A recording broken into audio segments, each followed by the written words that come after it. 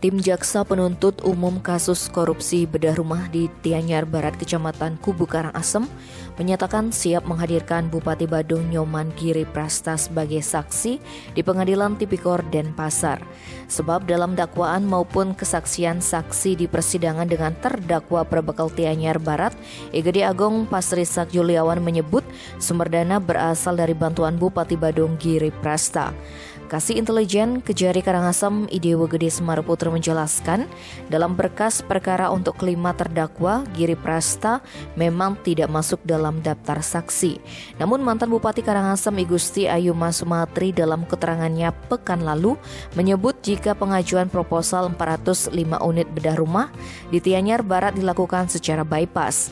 Bahkan terdakwa Pasrisak Juliawan disebut langsung menemui Giri Prasta. Selanjutnya saat acara seremonial pencairan bantuan senilai 20 miliar rupiah di Desa Tianyar Barat turut dihadiri Bupati Giri Prasta, termasuk terdakwa Pasrisak selaku Perbekal Tianyar Barat. Menurut Semara Putra, kalau hakim sudah memerintahkan, Bupati Giri Prasta bisa dihadirkan di sidang. Sementara itu, Majelis Hakim Pengadilan Tipikor melalui juru bicara Pengadilan Negeri Denpasar, Gede Putra Astawa mengatakan, sampai saat ini Majelis Hakim belum melihat keterlibatan Giri Prasta dalam kasus ini. Namun, Majelis Hakim mengatakan masih menunggu perkembangan persidangan. Tim Bali Express melaporkan.